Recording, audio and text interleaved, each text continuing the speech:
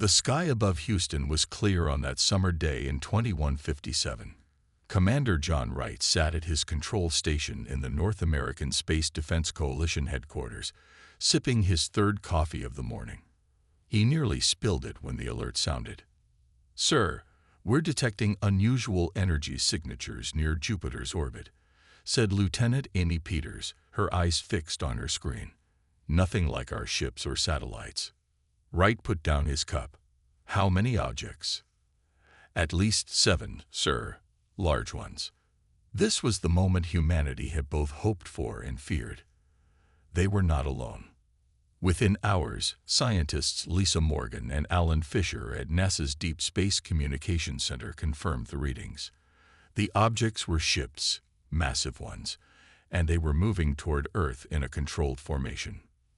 "They're slowing down," Fisher said, pushing his glasses up his nose. "This isn't random. They know we're here." 3 days later, the visitors made their intentions clear.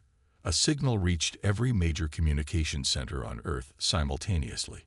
The screens showed a tall, slender being with gray-blue skin and large pupilless eyes. 4 arms were folded across its chest in what looked like a formal posture. "I am Ambassador Vexlar of the Galactic Hegemony," the being said in perfect English. "We have observed your world for some time. The Zith Empire welcomes your species to the greater galactic community." The United Nations quickly assembled an emergency session. Susan Campbell, a respected diplomat, was chosen to represent humanity in the first official contact. The meeting was set for neutral ground, an orbital platform hastily prepared for the historic occasion. Campbell felt her heart racing as the airlock opened. Vexlar was taller in person, nearly 7 feet, with a thin frame that seemed almost fragile. 2 attendants flanked the ambassador, their hands resting on devices that Campbell suspected were weapons. "Welcome, Ambassador," she said. "Humanity is honored to make your acquaintance." Vexlar's mouth formed what might have been a smile. "The honor is ours. Your species has shown remarkable growth in a short time. However, there are protocols for new species joining the hegemony." The conversation started cordially enough. Vexlar explained that the Zith had ruled most of the known galaxy for over 3,000 years. Thousands of species lived under their protection and guidance. "Protection," Campbell repeated. "From what?" "From each other. From themselves," Vexlar said. "From the harsh realities of space. The universe is not kind to developing species." It was when Campbell asked about trade and diplomatic relations that the tone changed. "You misunderstand," Vexlar said, the false smile dropping. "We are not here to negotiate. Earth will join the hegemony as a protectorate. Your resources and people will serve the greater good of the galaxy." Campbell stood firm. "Earth is an independent world. We would welcome friendly relations, but we won't surrender our sovereignty." Vexlar's eyes narrowed. "Your primitive species has barely left its own solar system. You have no standing to make demands. The terms are simple. Earth will submit within 30 days, or we will demonstrate why no species has successfully resisted the hegemony in over 2,000 years." When Campbell brought this message back to Earth, panic spread. But something else spread faster: determination. Emergency meetings between nations that had been enemies for generations now found common ground. General Frank Howard addressed the hastily formed Earth Defense Alliance. "They think we're primitive. They think we'll roll over. But they don't understand humans. We don't submit. We adapt. We fight." In secret facilities around the world, engineers and scientists worked around the clock. Old weapons were modified. New ones were designed. Civilian spacecraft were converted for military use. The Zith had made a serious miscalculation. They had given humanity something it had lacked for centuries: a common enemy. As the 30-day deadline approached, Earth prepared for war, not surrender. And deep in space, the Zith fleet grew larger by the day, confident in their inevitable victory, unaware they were about to face something they had never encountered before: human determination. General Frank Howard stood at the window of the underground command center, his weathered face reflecting in the glass. 23 days remained before the Zith deadline. 23 days to prepare for a war against an enemy that had conquered thousands of worlds. "General, we've finished converting the lunar mining ships," said Captain Emma Johnson, sliding a tablet across the table. "They won't win beauty contests, but they can fight." Howard nodded. "Beauty won't matter if they work." Around the world, former enemies became allies overnight. Russian and American pilots trained together. Chinese and Indian scientists shared research. European and African engineers worked side by side. The threat of extinction had done what centuries of diplomacy could not. In a laboratory beneath the Rocky Mountains, engineer Olivia Martinez had not slept in 3 days. Her team had recovered parts from a damaged Zith scout ship shot down over the Pacific. "Their shield technology is like nothing we've seen," she told Howard during his inspection. She pointed to a small device on her workbench. "But I think I understand the basic principle. They use energy fields that bend space slightly around their ships." "Can we copy it?" Howard asked. Martinez smiled for the first time in days. "Not exactly, but we can adapt it. Our approach is different, more direct. The Zith might not expect that." Meanwhile, Colonel Greg Patterson, who had retired 5 years earlier, now found himself training new pilots. The 62-year-old veteran had been called back to service by his old friend Howard. "The Zith rely too much on computers," Patterson told his class of pilots. "Their battle systems follow patterns, complex patterns, but patterns nonetheless. Humans are unpredictable. That's our advantage." Among his students was Kevin Walsh, a 22-year-old civilian pilot who had broken every record in the simulator. "Their ships are faster and stronger," Walsh said during training. "But after studying their movements, I noticed they never do anything surprising. It's like they're following a rulebook." Patterson nodded. "Exactly. They've been the top dogs so long they've forgotten how to improvise." In orbit, the International Space Station had been converted into a military command post. Scientists and soldiers worked together, watching the growing Zith fleet. Dr. Peter Hayes made an important discovery while studying Zith communications.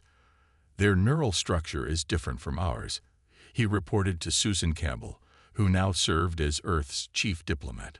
"They process information methodically, but slower. Human brains can make intuitive leaps they struggle with." "Can we use that?" Campbell asked. "We already are. Our pilots are being trained to make decisions faster than Zith computers can predict." The Zith, meanwhile, had grown overconfident. Supreme Commander Kazorn had conquered 17 worlds, and none had offered meaningful resistance. "These humans are primitive," he told Ambassador Vexlar. "They have courage, but courage without power is meaningless." Vexlar was not so sure. "They adapt quickly. Perhaps we should conduct more thorough reconnaissance." Kazorn dismissed the concern. "They have had merely 30 rotations to prepare. What can they possibly develop in such a short time?" Back on Earth, in secret facilities across the globe, humanity was answering that question. Old nuclear missiles were retrofitted with new guidance systems. Commercial satellites were weaponized. And in a stroke of brilliance, Martinez's team had created a crude but effective shield generator. "It won't stop their biggest weapons," she explained during the first test, "but it will give our ships a fighting chance." As the deadline approached, Howard addressed the United Earth Forces. "They think we're primitive because we haven't conquered the stars. But we've been conquering something harder, ourselves. Our history is one long battle against our own nature, and now we face an enemy that hasn't had a real fight in thousands of years." He looked at the determined faces before him. "The Zith don't know what's coming. They expect surrender. Let's show them how humans respond to bullies." With just 5 days remaining before the deadline, Earth's first true space fleet stood ready. It was smaller than the Zith Armada, with less advanced technology, but it carried something the Zith couldn't measure or understand: the desperate determination of a species fighting for its very survival. The deadline passed. No surrender came from Earth. The Zith attack began at dawn. Bright flashes lit up the sky as the first Zith warships entered Earth's atmosphere. Their target: military bases across the globe. The orbital defense platforms that Earth had hastily assembled were the first to fall. All stations, engage Defensive Protocol Alpha, Admiral Eric Daniels ordered from the underground command center. His voice was steady despite the chaos on the screens around him. The Zith bombardment was precise and devastating. Within hours, most of Earth's surface-based military installations were destroyed or badly damaged. But the aliens had overlooked something important. Humans had expected this and moved most of their forces underground or into space. Captain Diane Russell commanded the converted mining vessel Bulldog, hiding behind Earth's moon. Her crew of 30 were miners just 2 weeks ago. Now they were soldiers. "They're passing our position," her radar officer whispered. 5 Zith cruisers, heading toward Earth. Russell took a deep breath. "Remember the plan. Wait until they're past us, then hit their engines." The Bulldog and 6 other converted ships powered up and struck from behind. Their weapons were primitive compared to the Zith, but the surprise was complete. 2 Zith cruisers exploded before they could react. "Break formation," Russell ordered as the remaining Zith ships turned to fight. "Use the moon's gravity well." The human ships scattered, using the moon's surface to hide and strike. It was a tactic the Zith had never encountered. Their battles were usually fought in open space with proper battle formations. Meanwhile, in Earth orbit, Paul Williams led a team of hackers aboard a stealth satellite. They had been studying Zith communications for weeks. "Their network security is incredible," Williams said as his fingers flew across the keyboard. "But they never expected anyone to try breaking in. They've had no real enemies for centuries." After hours of work, they cracked into a Zith battleship's communication system. What they found was invaluable: the Zith battle plans for the next 3 days. In the Zith command ship, Supreme Commander Kazorn received troubling reports. 3 ships lost. "How is this possible?" he demanded. "These humans have primitive technology." His tactical officer looked confused. "They are not fighting according to any known battle doctrine." "Supreme Commander, they hide, then attack from unexpected angles. They fight without honor," Kazorn hissed. "No matter. Send in the second wave. Crush their major cities. Then they will understand the cost of defiance." The second wave of Zith ships approached Earth, but this time the humans were ready.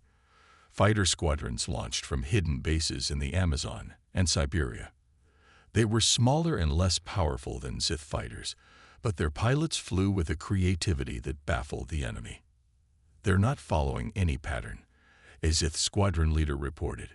"Each human pilot fights differently." The space around Earth became a graveyard of ships from both sides. Humans suffered heavy losses, but for every human ship destroyed, they managed to take down a Zith vessel. This was unprecedented in the history of the hegemony. In the asteroid belt, Admiral Daniels had established a hidden base.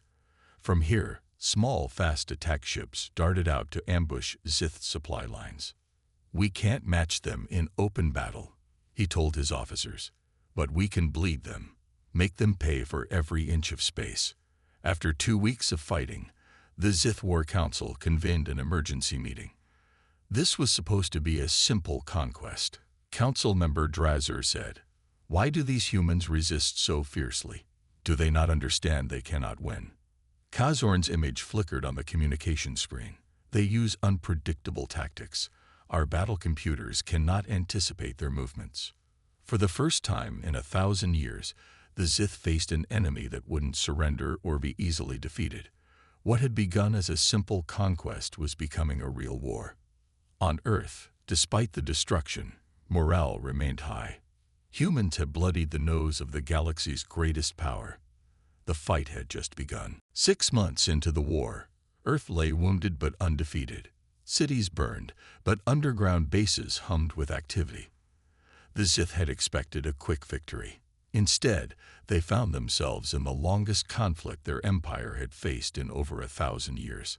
In a secret laboratory beneath the ruins of Seattle, Dr. Catherine Nelson made a breakthrough. She had been studying captured Sith soldiers for months. "Look at their nervous system," she told General Howard, pointing to scans on her screen. "They communicate partially through sound waves we can't hear, but their auditory system is incredibly sensitive." Howard leaned closer. "What are you suggesting?" Nelson smiled. "They can't tolerate certain sound frequencies. It's like extreme pain to them. We could use that." While Nelson worked on her sonic weapon, Major Stephen Parker led a team of soldiers on a daring mission. Their target, a Sith command ship hovering over what remained of London. "Remember, we need to plant the devices in their ventilation system," Parker told his team as their stealth shuttle approached the massive ship. "If Dr. Nelson is right, this could change everything." The team infiltrated the ship using technology reversed engineered from captured Sith equipment. They planted small devices throughout the ship's air system. Devices in place, Parker radioed to Earth Command. "Beginning countdown." When activated, the devices emitted a frequency that humans couldn't hear, but that caused excruciating pain to the Sith. Within minutes, the command ship's crew was incapacitated. Parker's team took control of the vessel, the first intact Sith capital ship to fall into human hands. Meanwhile, Lieutenant Samantha Brooks made another important discovery. She had been analyzing battle data when she noticed something strange. The Sith targeting systems become less accurate near Earth's poles, she reported to Admiral Daniels. "I think our planet's magnetic field interferes with their weapons." This insight led to a new strategy. Earth converted mining vessels that had been designed to work in high magnetic environments into carriers for fighter squadrons. These ships could operate where Sith weapons were less effective. On the Sith homeworld, the War Council was in turmoil. What had begun as a simple conquest was now draining resources and ships at an alarming rate. "We have lost 62 ships," High Counselor Tesmore reported. "This has never happened before. Perhaps we should consider negotiation." Supreme Commander Kazorn slammed his fist on the table. "Negotiate? With primitives? Impossible. We will crush them with overwhelming force." But privately, Kazorn was worried. The humans fought like no species he had ever encountered. They seemed to become more determined with each defeat, rather than less. Back on Earth, General Howard reviewed the new battle plans with his staff. "The Sith expect us to fight conventionally and lose," he said. "So we'll continue to fight unconventionally. They rely on their technology. We'll rely on our creativity." Earth forces began using the planet's magnetic field as a weapon. Fighter squadrons based on ships near the poles would strike Sith vessels, then retreat to where the aliens' targeting systems couldn't lock onto them. The Sith responded by sending more ships, but this only stretched their supply lines further. Human raiders, using captured Sith technology, struck these supply lines relentlessly. Dr. Nelson's sonic weapons proved devastating. In battle after battle, human forces deployed devices that left Sith soldiers writhing in pain while having no effect on humans. 6 more months passed. The tide was turning. For the first time, the Sith Empire began to withdraw ships from Earth orbit, not in victory, but in retreat.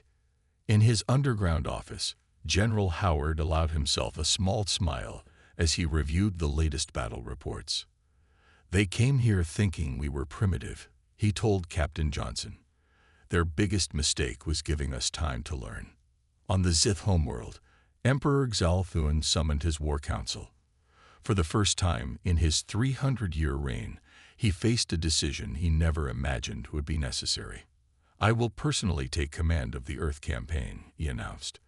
"This rebellion must be crushed, no matter the cost." 1 year into the war, Earth looked different. Cities lay in ruins, but beneath them, and in hidden mountain bases, humanity's workshops buzzed with activity. Ordinary items became weapons. Toys became communication devices. Kitchen appliances became parts for shields. Engineer Julia Roberts led a team of programmers who had never seen combat. Their battlefield was digital. "The Sith network is advanced, but it has a weakness," She explained to Admiral Daniels as her fingers flew across her keyboard. It was built to be perfect, not secure. They never expected anyone to hack it. After 3 months of work, Roberts and her team created a computer virus unlike anything Earth had seen before. When deployed, it would infiltrate the Zith battle network and turn their own ships against each other. "We just need to get it into their main command ship," she said. Captain Richard Bennett volunteered for the mission. His ship, a small stealth vessel named Defiance, had been modified with Zith technology. If anyone could get close enough to the Zith flagship to upload the virus, it was Bennett. "This is likely a one-way trip," Admiral Daniels warned him. Bennett nodded. "Some trips are worth taking." "Sir." The Defiance slipped through the Zith fleet using captured identification codes. When they were detected, Bennett's crew fought with a fury that surprised even the Zith. While his crew held off Zith soldiers, Bennett reached the ship's central computer and uploaded the virus. Within minutes, Zith ships across the solar system began firing on each other. In the confusion, Bennett's crew couldn't escape. The Defiance exploded, taking a third of the Zith command ship with it. On Earth, Bennett became a symbol of human sacrifice and determination. His last message, "For Earth," became a battle cry. Meanwhile, scientists studying Zith prisoners made another discovery. The Zith had ruled their empire for so long that they had stopped evolving. Their society had been stable for thousands of years, with no need for change or innovation. They've been the top species for so long they've grown stagnant, Dr. Hayes explained to General Howard. They rely on their technology, not their minds. This insight changed how Earth fought. Instead of trying to match Zith technology, humans focused on innovation and surprise. Every week brought new weapons and tactics. The Zith, following battle plans thousands of years old, couldn't adapt fast enough. In a bold move, Earth engineers led by Olivia Martinez successfully reverse-engineered the Zith faster than light drive. Suddenly, humanity could strike not just in their solar system, but beyond it. "We're taking the fight to them," General Howard announced. "The solar system is no longer our only battlefield." Small, fast human ships began attacking Zith supply lines between stars. The Zith, who had never had to defend their empire's interior, were caught unprepared. As the war spread to nearby star systems, something unexpected happened. Other alien species, long oppressed by the Zith, saw their chance for freedom. Rebellions broke out on a dozen worlds. On the Zith homeworld, Emperor Xalfuan faced growing unrest. Resources meant for luxury now went to the war effort. For the first time in living memory, the Zith people knew hardship. "These humans fight like no species we have encountered," the Emperor told his inner council. "They do not surrender when defeated. They learn, adapt, and strike back harder." Council member Dreiser spoke carefully. "Perhaps that is their strength, Emperor. They have spent their history fighting each other, evolving through conflict. We have known only peace and order for millennia." The Emperor's 4 eyes narrowed. "Are you suggesting the Zith Empire is weak?" "Not weak, Emperor, but perhaps inflexible." Back on Earth, despite heavy losses, morale remained high. Humanity had discovered something about itself in this war, a resilience and creativity that came from thousands of years of overcoming challenges. As Admiral Daniels told his fleet commanders, "The Zith thought their biggest advantage was technology, but our biggest advantage is something they can't copy or steal: the human spirit." Emperor Xalfuan's personal battleship, the Eternal Glory, entered the Sol system with a fleet of 1,000 warships. It was the largest Zith armada assembled in 500 years. The Emperor had never before needed to fight a war personally.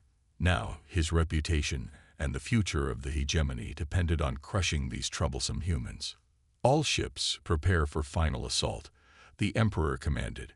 His 4 eyes studied the blue planet on the view screen. "We will end this rebellion today." On Earth, Admiral Daniels received the news with surprising calm. "So the Emperor himself has come. Good. It means we've hurt them more than we realized. Earth's remaining ships gathered behind Mars, hidden from Zith scanners. They were outnumbered 5-1, even with their recently built vessels. But numbers had never been humanity's advantage. Commander Heather Phillips led a different kind of mission. Her ship, disguised as a damaged Zith vessel, headed not toward Earth, but away from the battle, toward the system where another alien species called the Krell lived. The Krell had been under Zith control for centuries. If we can convince them to join us now, Phillips told her crew, we can turn this war completely. The Krell, reptilian beings with advanced technology, had been watching the human resistance with growing interest. When Phillips arrived with proof that the Zith could be defeated, the Krell leaders made their decision. For too long we have served, the Krell High Speaker told Phillips. We will join your fight. Back in Earth's solar system, the battle began. The Zith expected to find a broken, cowering civilization. Instead, they found an enemy that had been preparing for this moment for months. Dr. Benjamin Ward had developed a new weapon based on his study of Zith biology and technology. The Zith used a form of hive mind communication during battle, linking their ship's computers for better coordination. If we broadcast this signal, Ward explained before the battle, it will disrupt their hive link. Their ships won't be able to coordinate attacks. When the Zith fleet entered attack range, Earth vessels broadcast Ward's signal across all frequencies. The effect was immediate. Zith ships, suddenly unable to communicate properly, fell into disarray. Now, Admiral Daniels ordered. Earth's fleet attacked from behind Mars, striking with everything they had. On his flagship, Emperor Xalfun raged as his perfectly arranged fleet scattered in confusion. What is happening? Restore communications. His technology officers worked frantically. The humans are using our own communication network against us, Emperor. They'd found a way to create feedback in our hive link. For the first time, the Emperor felt something unfamiliar, doubt. How had these primitives learned so much about Zith technology so quickly? The answer came from his intelligence officer. Emperor, we believe this was our mistake. In giving them access to our technology through captured ships, we provided them with the tools to understand and counter it. The Emperor realized the terrible truth. The Zith had grown complacent through millennia of easy victories. They had never faced an enemy that could adapt so quickly, think so creatively, or fight with such determination. They were supposed to be primitive savages, he said quietly. How could we have been so wrong? As the space battle raged, something else happened that shocked the Zith even more. Signals came in from across their empire. The Krell had risen in rebellion, along with 3 other subject species. Inspired by humanity's resistance, they had chosen this moment to strike. The Zith Empire, which had stood unchallenged for 3,000 years, now fought enemies on multiple fronts. Their perfectly ordered society, unused to crisis, began to fracture under the pressure. On Earth, despite heavy losses, humanity pushed forward. They had unlocked the secret that would bring down an empire. Innovation born from necessity, unity forged in fire, and the unbreakable human spirit that refused to submit. As General Howard told his troops before the final battle, the Zith believed power came from technology and numbers. We shown them that real power comes from here. He pointed to his head, and then to his heart. This is why we will win. The final battle for Earth's freedom took place not in the Sol system, but around the Zith homeworld. After 18 months of warfare, humanity had pushed beyond defensive tactics into a bold offensive strategy. The combined fleet of human ships and their new allies, the Krell, the Voxians, and 4 other former subject species, surrounded the Zith home system. Admiral Laura Chen stood on the bridge of Earth's flagship Defiance, named in honor of Captain Bennett's sacrifice. The ship had been built using a combination of human innovation and reversed-engineered Zith technology. All ships report ready, Admiral, her first officer said. Chen nodded. Then let's finish this. For Earth. The battle that followed would be studied by military academies across the galaxy for centuries to come. The Alliance forces used tactics no Sith commander could predict. Human unpredictability combined with the unique strengths of each allied species. Emperor Xalfuan watched from his palace as his once invincible fleet burned in orbit above his world. 3,000 years of Sith dominance were ending before his eyes. "Send the communication," he told his advisors. "We will offer terms." On the Defiance, Admiral Chen received the Sith surrender offer. The terms were generous by Sith standards. Humans would be granted high protectorate status, second only to the Sith themselves in the restructured hegemony. Chen forwarded the message to Earth. The response came not from General Howard or Admiral Daniels, but from President Olivia Wilson, who had been elected 6 months into the war to lead Earth's united government. President Wilson addressed not just her staff, but all of humanity in what would become known as the Humanity Will Not Bow speech. For too long, the galaxy has lived under the boot of an empire that mistakes technological advancement for moral superiority. Humanity does not seek to replace one tyrant with another. We will accept nothing less than full recognition of Earth as an equal power and freedom for all species to determine their own destiny. When Chen relayed this response, Emperor Xalfuan was stunned. They've won the war, yet they demand more. Do they not fear our revenge? But there would be no revenge. As the Sith hesitated, rebellions erupted across their remaining worlds. The once mighty hegemony collapsed not from external force, but from within. Their own subject species, inspired by humanity's example, rose up and claimed their freedom. 2 months later, representatives from 27 former Sith subject worlds met on neutral ground to form a new galactic council. Rather than an empire ruled by one species, this would be an alliance of equals. Ambassador Ryan Cooper, once a history teacher from Iowa, represented Earth at the signing of the new Galactic Charter. As he signed his name, he reflected on how far humanity had come in just 2 years.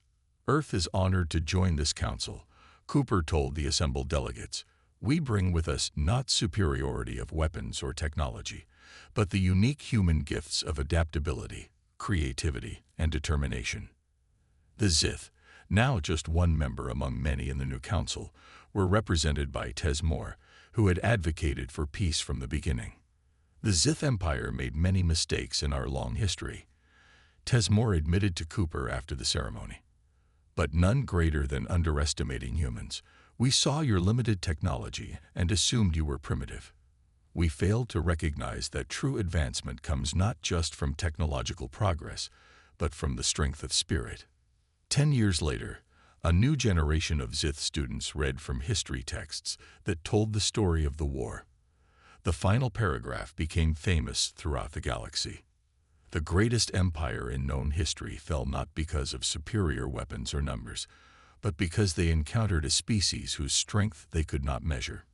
In their arrogance, the Sith gave humans exactly what they needed: a common enemy, access to advanced technology, and most dangerously, a reason to fight. It was the perfect storm of miscalculation, and it changed the galaxy forever." As humanity spread to the stars, they carried with them the hard-won lesson: never underestimate the power of the human spirit when faced with impossible odds.